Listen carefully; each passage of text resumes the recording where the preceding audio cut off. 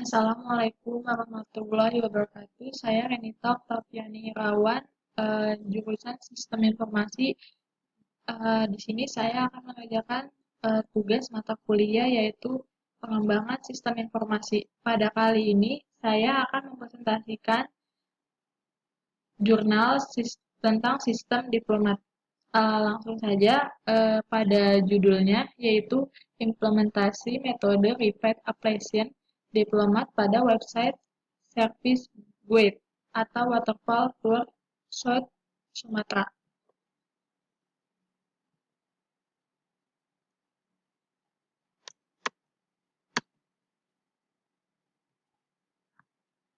Uh, Nama saya Renita Oktaviani, nomor NPM 17302700640101, mata kuliah pengembangan sistem informasi. Uh, Langsung saja, isi jurnal tersebut adalah potensi objek-objek wisata air terjun di seluruh provinsi Indonesia belum digali secara optimal. Begitu juga dengan promosi belum layak dilakukan, apalagi dengan menggunakan media online atau digital dikarenakan belum adanya website khusus promosi yang lengkap tentang objek-objek wisata air terjun yang di Provinsi Sumatera. Maka perlu dilakukan implementasi metode repeat application deployment pada website Service Guide Waterfall Tour Sumatera. Nah, pada jurnal kali ini dia menggunakan metode RAD, yaitu Repeat Application Deployment. Dari sini kita sebagai contohnya, untuk metode yang digunakan pada jurnal ini adalah strategi siklus hidup yang ditujukan untuk menyediakan pengembangan yang jauh lebih cepat dan dapat hasil dengan kualitas yang lebih baik dibandingkan dengan hasil yang dicapai melalui siklus tradisional. Selanjutnya, di sini ada planning atau perencanaan.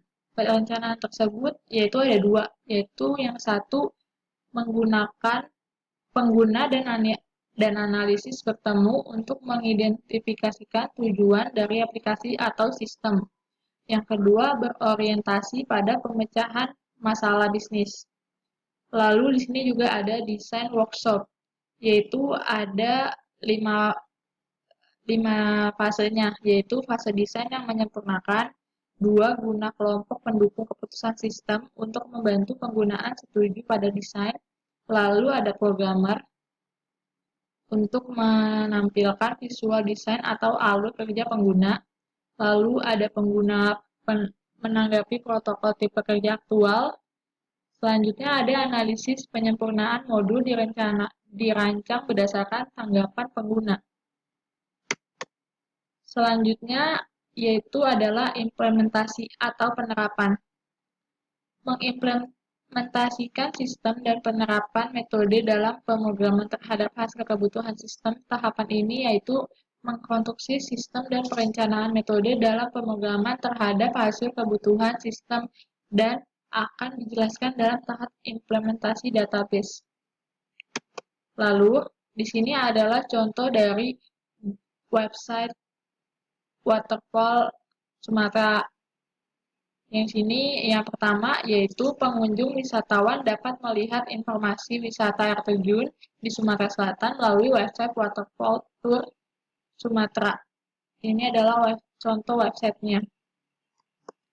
Lalu yang kedua, website Waterfall Tour menampilkan halaman utama pada sistem, kemudian sistem akan menampilkan semua informasi yang terkait yaitu home, tentang kami, berita atau air terjun, dan testimoninya. Yang ketiga, pengunjung juga dapat menginput testimoni wisata air terjun di website Waterfall Sumatera Utara. Lalu, pengunjung wisatawan dapat melihat informasi berbagai macam air terjun yang ada di Sumatera Selatan. Jadi kita bisa melihat berbagai macam air terjun apa saja yang ada di Sumatera supaya kita bisa memilih tujuannya. Yang kelima yaitu admin dapat melihat dan mengelola input data air terjun dan input data berita air terjun. Lalu yang keenam, admin dapat memverifikasi testimoni yang diupload dari pengunjung wisatawan.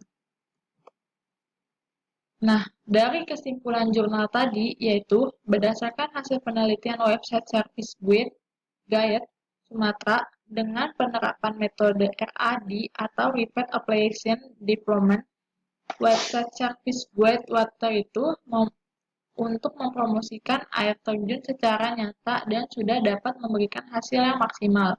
Secara signifikan, sistem dapat memenuhi kebutuhan pengguna dalam mencari wisata air terjun di Sumatera Selatan.